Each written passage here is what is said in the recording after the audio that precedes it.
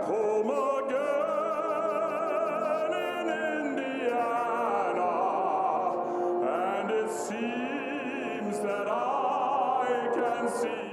They're side by side. Pato Award to the outside. He'll take the race lead. Award around Newgarden into turn one. Pato Ward snaking around, trying to irritate that air. Newgarden to the outside. Newgarden side by side has taken the lead in the Indianapolis 500-mile race. Joseph Newgarden with a strong run into turn number 3. Pato Award makes a run, but he will not catch it. Joseph Newgarden goes back to back. Plug it. What's the name of it? Across the Bricks. Okay. Nice. On the Irish Connection Media Network. Hello. Welcome back. I'm here. I think we're double digits, episode 10. Episode 10. We've met. This is like the A milestone. of podcasting. You've hit double digit podcast. You can be considered a real podcast. I don't know if we go that far. Nah, I wouldn't go that far either. But welcome back to April 17th. Yeah. Not back to. I mean, you've never been here if you're listening to. I mean, I hope you had a good Last day. year I we've assume been- you're probably listening to this like not on April 17th, and if you are, I hope you had a good day. Anyways, Justin, my beautiful friend over there. Oh, thanks. How are you doing today? Wonderful, man. Doing great. You're doing quite splendid, are you? Excited for May. We are coming up. Happy with Long Beach. It was a Open good test race. next week, so I say, and I want to repeat it, cars will be on track at the Indy 500 next week. At IMS, there will be cars on the oval, moving at speeds above 200 miles an hour for the first time in a year, and I am absolutely excited about it. Oh, it's going to be amazing. I am so excited, and it'll be a blast. I really hope. I'm probably going to try to watch it a bit, and yeah, we'll hopefully see some speeds. It'll be the first indicator of Honda Chevy with the hybrids. Yeah, I mean, hopefully this test gives us a pretty good insight into May because my fantasy team is not set in stone yet, so I need to know who to pick. Neither is mine. We'll get to that later, but I did lock in the driver for the 500 with my picks this week. Oh, boy. Oh boy, it's nothing crazy. It's Jeepers. about what you'd expect. But I don't know where I was going. Yeah, I with don't know where you're going with that either. that. Long Beach was last weekend. Long Beach. So Long Beach, Kyle Kirkwood. Kyle Kirkwood. That man is very fast around the streets of California. Yeah, some people are putting him on the level of Michael Andretti, and by some people I mean just me. It was only me who said that. Yeah, for a man who's from Jupiter, Florida, he was quite quick in the big streets of LA, which was good to see. It was good to see someone not Alex Palou win, even though he finished second. And it was good to see Andretti be quick, which they always are on street courses, and especially at Long Beach. But they haven't really proved to have the pace to compete this year yet, except for Kyle Kirkwood's consistent top 5, top 8 finishes, which I think is even more than anything up to his driving standard more than the car. Because I think he's a good enough driver that if he's given the car, he can go win, which we saw this weekend. I mean, I think the Andretti car this year is actually pretty solid. I think we've it's seen solid, yeah. Most of them have been, like, Ericsson and Herta have both been running near the front. Now, they've had issues that have brought them back, but they've still been at the front, at least in qualifying. So I think the car's pretty strong, but obviously Kirkwood's driving pretty well this year. Yeah, I think he's finally kind of turning into that driver that everyone expected him to be. I remember when he entered the series coming out of Indy Next, Indy Lights, whatever it was at the time. He's one of those guys who didn't have a lot of funding growing up and kind of had to win his way through the ranks. And Yeah, he really just had the scholarship money, Yeah. not sponsors or and because of parents. that, I believe this is the stat. It's something along these lines of like he didn't lose a championship from his age like 14 until he got to IndyCar. Yeah, Because he just had to keep winning to keep moving up, and he did. So when people got here, people thought Kyle Kirkwood was the next big thing. And he had a kind of a first down year with AJ Foyt. Back before that car was teamed up with Penske, and it was still a pretty terrible car on the grid. And then made that 1 year move to Andretti, filled in Rossi's seat, and he's been solid. But this year he's been exceptional.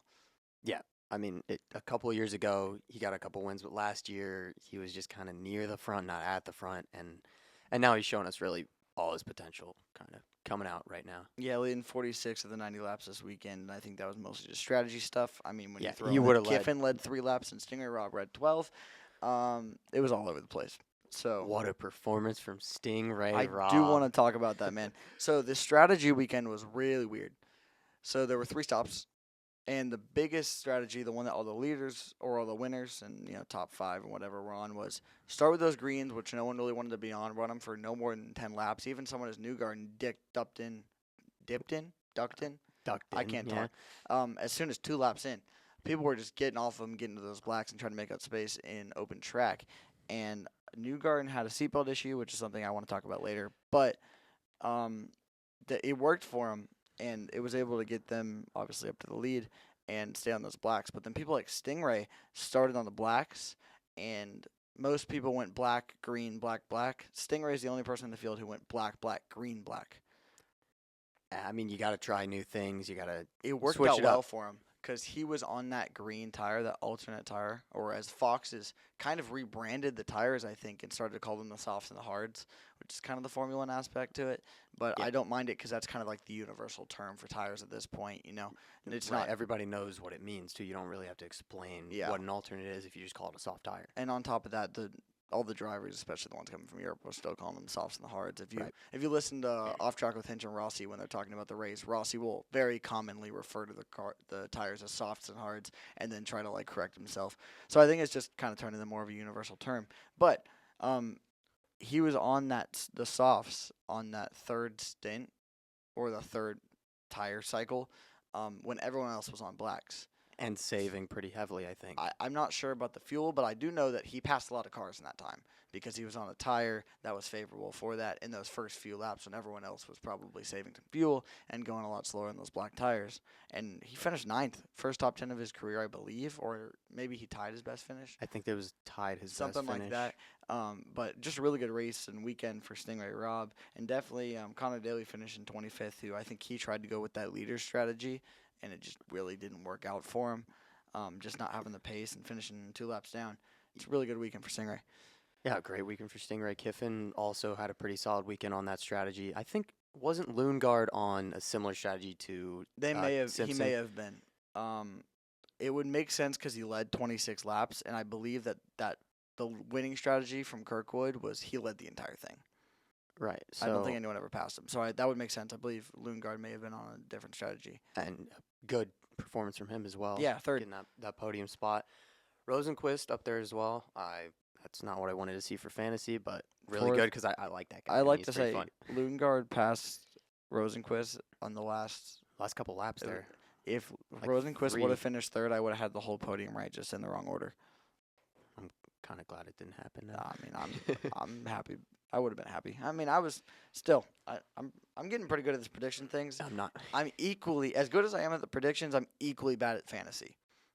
Yeah, I don't I'm know how that terrible really at it. happens because fantasy is just predictions, but It's mostly because I chose the wrong drivers to start and you chose the right ones. So you have all 6 of your drivers are exceptional, and Yeah. 2 of mine are not good. well, I think I have 1 or 2 guys that are like, yeah, Callum's not I good could get rid of. on your team. I was looking at your team yesterday, but we'll talk about that in a little bit. Overall, good race. I think this performance from Stingray and Kiffin does show that they aren't absolutely abominations of drivers, which I think we all know. You still have to be a good driver to drive an IndyCar at 200 miles an hour, but a lot of people view them as kind of the guinea pigs of the series and just people who kind of were there because their dads had money and type of stuff, and which is true, but this kind of showed that if you give them the right strategy, they can compete and can race. Maybe they earned a bit more respect staying out of people's way this weekend and actually being racy with it. So Yeah, well, speaking of that respect, staying out of the way, I heard there's some drama surrounding Devlin again. yeah, so I didn't get into that. I saw that it happened, but I never actually learned. Remind me who was between those Devlin and Well, a couple weeks ago at Thermal, At Thermal. Devlin and Scotty Mack got into it on the opening lap, I believe. Yeah, it was or on before the green. It was during the formation laps.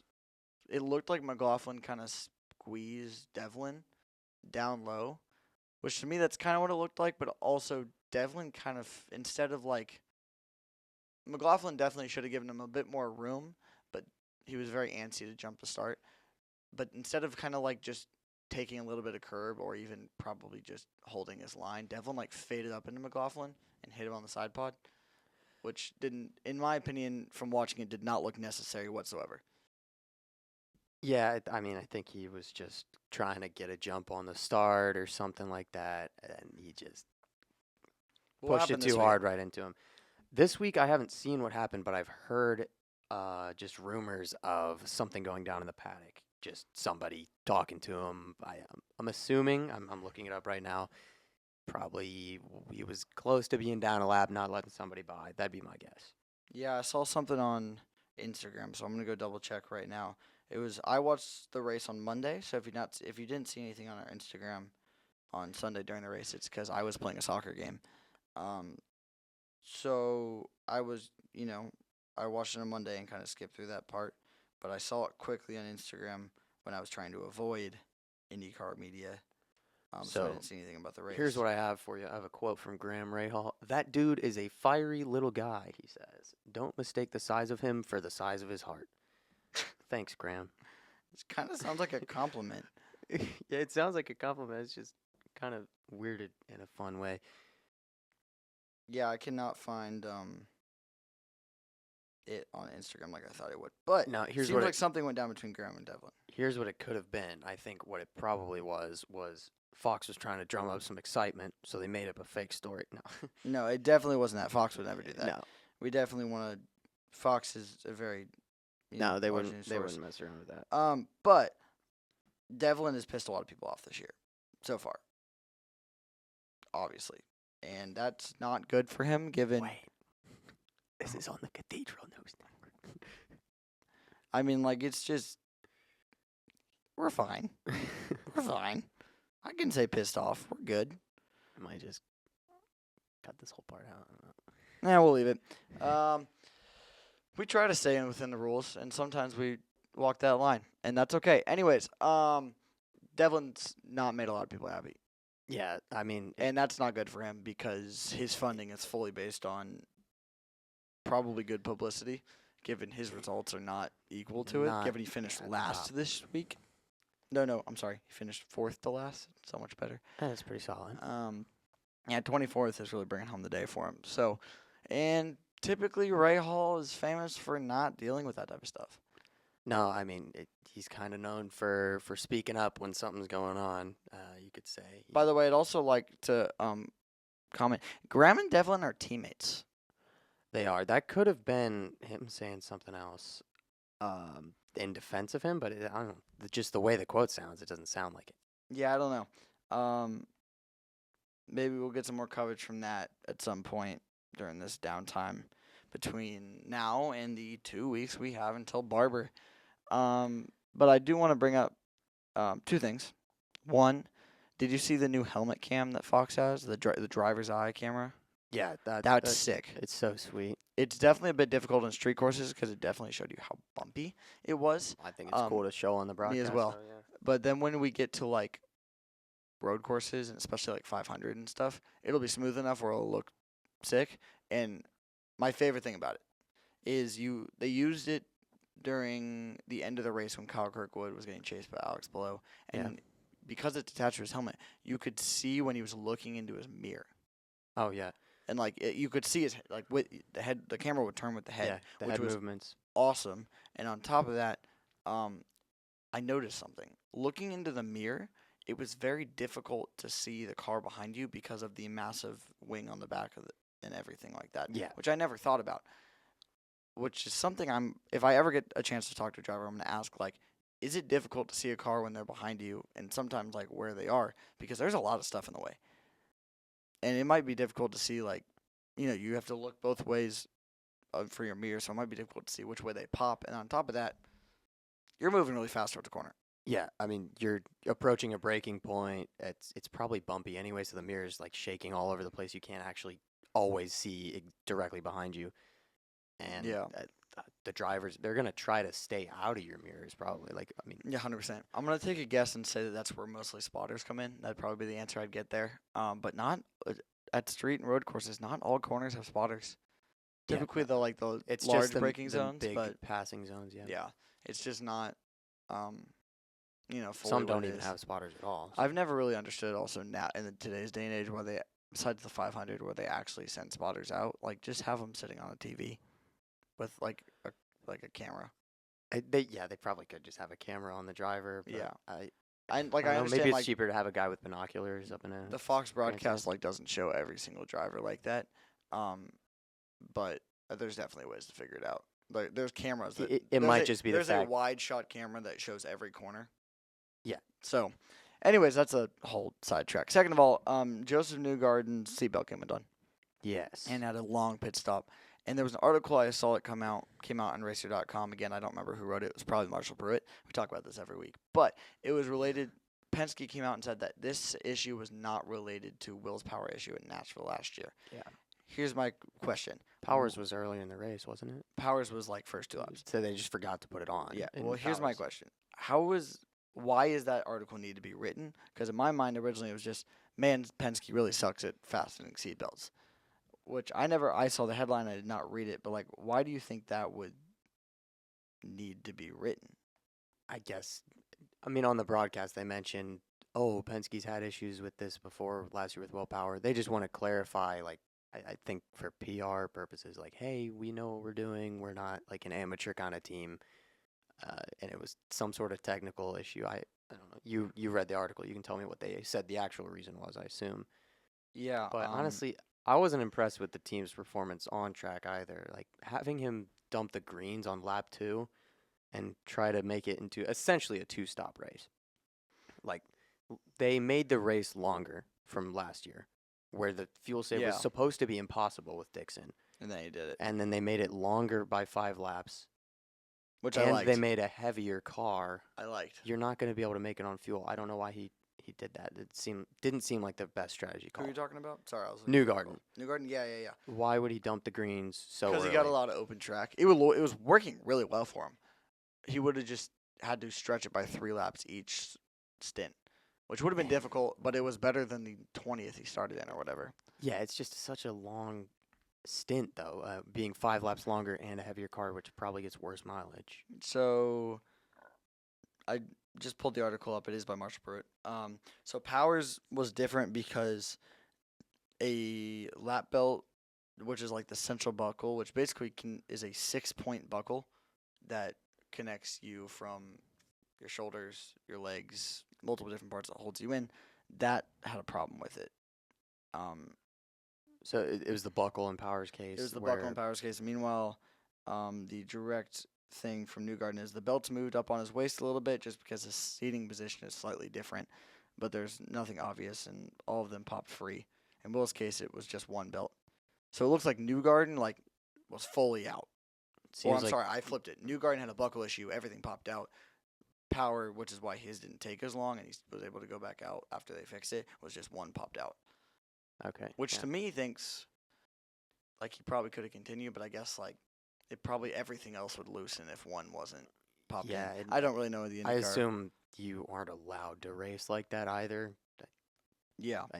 I don't think race control would let them do that if they knew, which they might not. Well, yeah. Here's the thing that I heard something. This was a big controversy after the power thing happened. Is Paul Tracy won a race without part of his seatbelt connected in like 2006 or something like that because they just didn't report it, and then it came out like years later. Meanwhile, nowadays I can just check in car cameras and be like, oh, not connected. Yeah. Which is It's pretty easy to just look and it's see, a lot hey, harder to that get away came with off. stuff, yeah. Which is definitely for teams difficult, but safety is definitely top priority, especially when you're moving that fast. And with Power being on an oval in Nashville, you never know what's going to happen, and we can't risk death. It's a big thing. And we got to cannot keep the risk that. drivers safe out there. I mean, he definitely. I think he's a driver. He wouldn't have stopped if the team wasn't like, "Hey, your seatbelt's undone. Let's come to the pits." Oh, I think so I as would think well. most of the drivers would just stay out there and say, "Hey, I'm just gonna But I think I'm they just all gonna drive." I think they all accept that that's just how it needs to be. Yeah, They all that- have wives and kids, or a lot of them do, so they don't want to lose any of that. Anyways, let's roll. Well, not roll, but let's just talk about our predictions from Long Beach. Coming into the weekend, I don't know if I ever actually posted the results. Now that I think about it, I made the results thing on Canva, and then I never posted You never it. posted it. So I'll do that right after this. So I do have an update on the DiFrancesco situation. This Oh, you do? weekend, people were upset that the lapped car, Devlin, was possibly impeding Rosenquist and Lundgaard in their battle for the podium spot. So they're saying that he impeded Rosenquist, who was ahead, allowed Lundgaard to get around, and he lost the spot because of that. And that's what people are mad about this week. It wouldn't surprise me. And there is no like manufacturer play there because he impeded Rosenquist to let the Chevy go by. Yeah. So Which is probably why people are mad. are mad about If it. it didn't happen, but still he was lapped, so He it was should illegal anyways. probably just give up the spot. I don't know. Yeah, that's just a driver. It's on integrity. IndyCar.com if you want to look at it. It's a driver integrity thing. And it's typically pretty good in IndyCar. There are a few outliers, but for the most part, drivers are pretty, good at Yeah, let's talk staying out of the way. And just really quickly about the driving standards. I don't know if they had like a meeting at the beginning of the year, but it seems like people are crashing less, maybe. yeah, it's So Did it's they been tell them, pretty good. hey, back off, let's not dive bomb each other, let's keep it clean out there? Or like we've had one yellow is on the first lap of St. Pete. Yeah, I have no idea. It's very rare for it to be. We've definitely seen it, but these amount of races in a row. I just think the low end of the field this year, Justin, is not as low as it usually is. Yeah, you think the field's just gotten condensed a little bit more, and In terms of everybody's- talent, Yeah. I think when you look at people like Stingray and Kiffin, who usually have been that problem, they both have improved a lot, and obviously they're finishing 9th and 10th this weekend. Whether it's strategy or not, Mhm. it's still impressive. And then our rookies this year I don't think are your typical rookies. I think Robert Schwartzman, though not really IndyCar versed yet, is a very very talented experienced race driver. car driver and he's a very talented driver in all shapes and forms. And he's done a lot of racing in F2, and he's got a lot of experience that can carry him over here. And Louis Foster's also very talented. So should we move on to our fantasy picks? I think we can move on to fantasy picks and our weekend picks. Yeah, me too. Okay. All right, we'll roll right into picks. This weekend, I had Kyle Kirkwood on pole. You had Colton Herta. So I'm taking the point there. Yeah, that's a shame. You can't count out Kyle Kirkwood in an Andretti car at Long Beach. I had Palou finishing first, so did you. We both agreed that was the screw it, let's do it until it doesn't work anymore. Well, And it didn't work Thankfully, anymore. It didn't work. But he finished second still, which isn't ideal in the slightest for an IndyCar fan perspective. But we both got 1 point there. I had Kyle Kirkwood finishing second. You had Colton Herta finishing second. Herta, unfortunately, did not really have the race he was hoping for based on a few bad strategy calls. So I had a point for Kirkwood. You had 0 for Herta. And then I had Rosenquist third, which we talked about earlier. So he finished fourth, didn't get a point there, and you had Kirkwood third.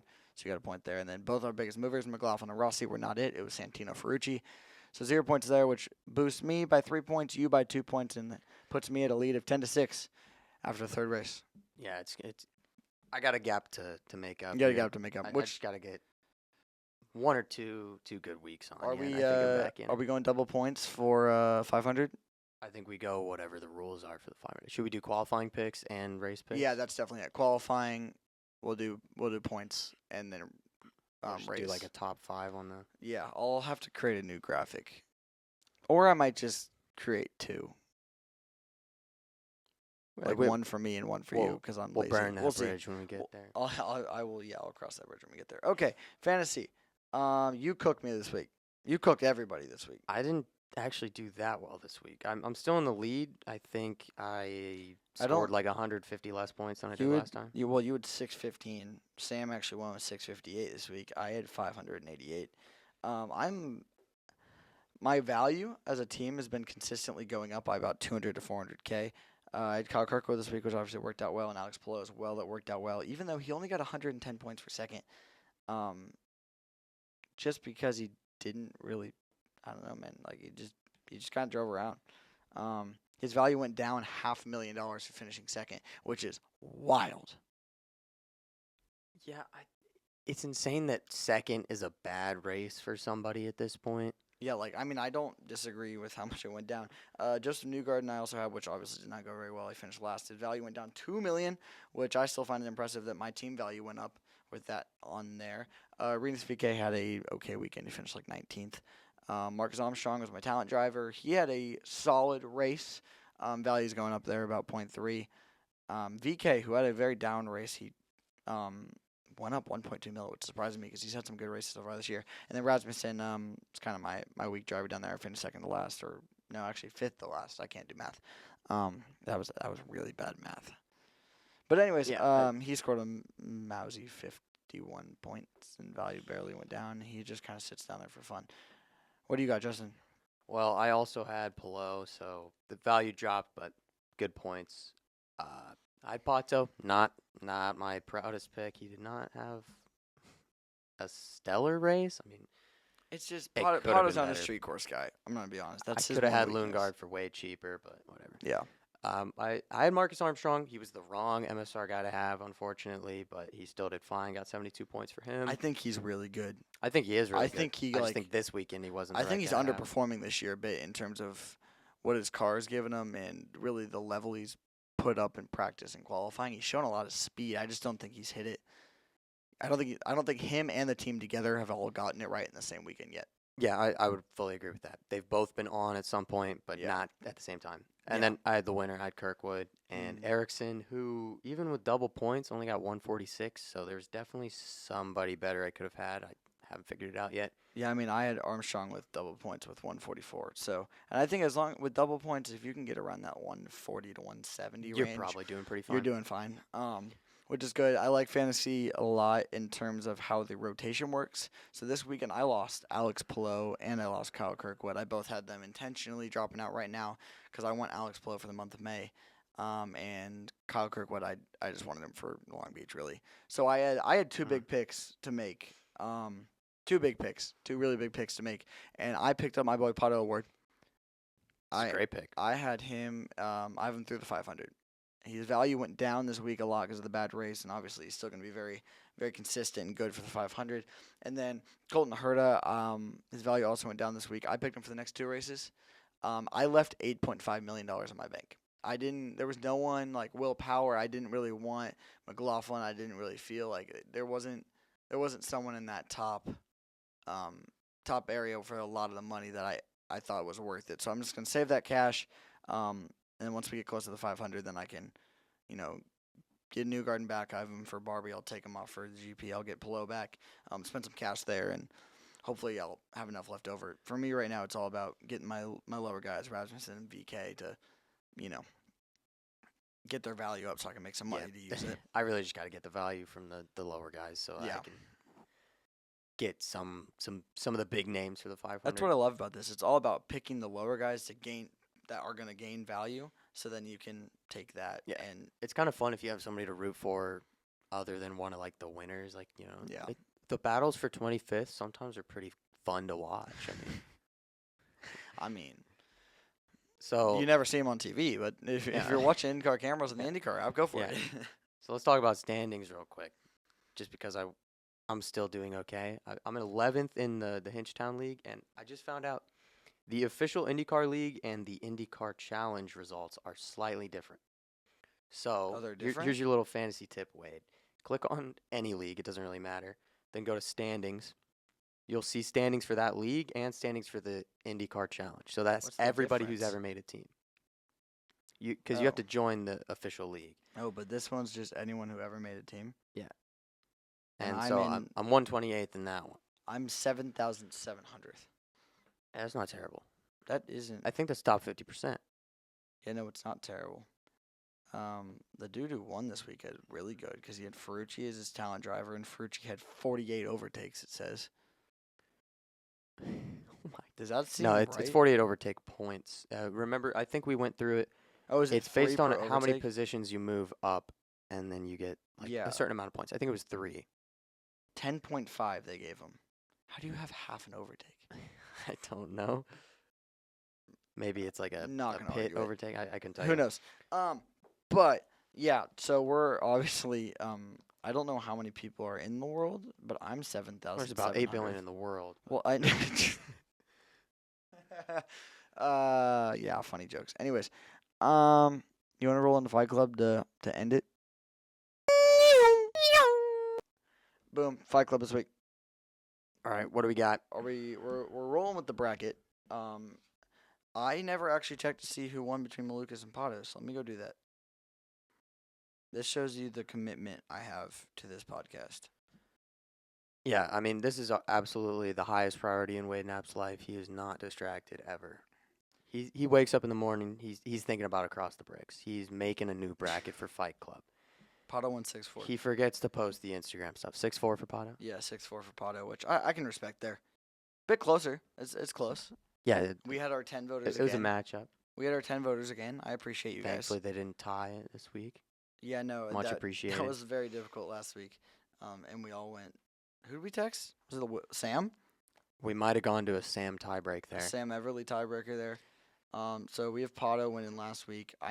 Because I never checked, I never actually posted the results. So I'll get this posted up with the second thing. Sorry I slack off, guys. He is a slacker, this Yeah. guy. Got to be better than that. This is a professional podcast. This is as professional as it gets. I'm gonna make the font bigger because I feel like it because we're getting closer to the end and it's exciting. Yeah, very exciting. Um, So, who do we have today? Wait. today, to start off the amazing thing we call a fight club, which I really am happy that drivers haven't found about this yet because I would love, like the IndyCar bus pranks. I'd love if we could just get like a ring with the sumo balls, like the That could be fun. like yeah, the blow up inflatable inflatable balls, y- and then just have them run into each other Yeah, until you wins. That could be. That'd a be fun the time. dream. The only thing is, that's a risk of injury. Yeah, you can't do that before a race. Maybe after. Yeah, maybe like the bus lot night of, when all the drivers are kind of like messing around and having fun, but we can't get them injured. No, So, you get him hurt before the race. David Malukas breaks a wrist again, loses his dream ride at McLaren or something. his dream ride at AJ Foyt Racing. Hey, I mean, he could get the Penske spot, like we said. It's good to see him back in the car. Anyways, we'll roll right into this first game. Connor Daly, Will Power. I mean, personally, I would say Will Power. Yeah, me as well. I think most people could agree on that. The double bird's gonna take the win there. Hunter Ray and Alexander Rossi. That's actually a fight. Yeah. And they're friends. I think that one could be a good one to vote on, honestly. Seems like it'd be a pretty even matchup. No, it's not the one to vote on. We'll get there. Well, isn't there a better one? There's a perfect one. It's the best match of the entire tournament. All right, so um, Rossi, Hunter Ray. I think probably just Rossi because he's younger. Yeah, Hunter Ray's got the age factor to him. My Apple Pencil died. That's an absolute blast. Every week. I never charge this thing. I never use it anymore. All right. Unprofessional. Renus VK Kyle Kirkwood. Um, I feel like I don't VK's wife's a know. boxer. VK's wife is a boxer. Yeah, Well, she's a I don't- professional boxer. I don't know how much that speaks to VK though. Maybe He's they work Dutch. out together. He's Dutch. I mean, that's really all I gotta know. Okay. Nothing against the You Dutch. can take the reins on this. Lovely I don't- human beings. I just don't see Kyle Kirkwood. I mean, unless he's like using his fishing rods and stuff. Yeah, do we give them tools for these fights? That is a question. We did count. He could probably cast a fishing rod a mile. We counted somebody's tools. Oh no, we counted Kiffin's neck. That's just What? Yeah, that's Anyways, all right. Now the fight of the week: Fight of the week. What do we Joseph got? Newgarden, Joseph Newgarden. Santina Ferrucci. Santino. Oh, that is the fight. I told you, man. There's That is nothing more perfect. perfect. And they hate each other. Most of the most drivers have drivers hate Santino Ferrucci. something wrong with Santino there. We'll put it up to a vote. Who are you taking? I don't know. who Because I'd I can take. see both sides. I can 100% see both sides. I don't know how physically strong Santino is, but I know that man wants to fight. He has a ball of muscle. Yeah. We've seen him. He doesn't shy away. He tries. Yeah. He comes in with full heart and effort and swinging. I respect it. Yeah, and I mean, obviously, we all know Joseph Newgarden, absolute athlete. I mean, that's going to be a good matchup. Yeah. Yeah, let's put that one on the I'll Instagram. put that one up. All right. Probably a week late, but it's All fine. right. Vote now here. And then is that our final matchup for today? That's the final matchup for today. We're into our Elite Eight. Next episode, we'll get into the Elite Eight, and after that, we'll get a Final Four for you. And then 2 weeks or 2 episodes from now, we'll get crown our winner. I think Sorry I was jumping around. We're having more technical difficulties again. I swear, I have 2 other podcasts, and it never happened for a single one besides for this. Yeah, it's definitely just my fault. I don't We're know what ju- I'm doing over here. I don't know but- what the first one was me. If you saw it jump, I must have touched something. But I don't understand what happens. It just decides to, Like I said earlier, professional podcast. yeah, just extremely professional. No technical difficulties ever. Yep. We'll have no podcast next week. Justin and I will be not at school all week, so we won't be able to record. To put it Yeah. simply, we'll talk about all that when we get back and stuff. We can't talk about right now, but when we get back, we'll talk about all that. Let you guys know what we were up to, and recap our lives and Yeah. open And test. probably talk about Barber because it'll be the week before that as It'll well. be coming up. We'll be able to go into the deep dives of all things IndyCar like always, but specifically Indy 500 testing and Barber. Well, thanks for listening to this week. Catch you 2 weeks from now. Catch you on the flip side. Bye.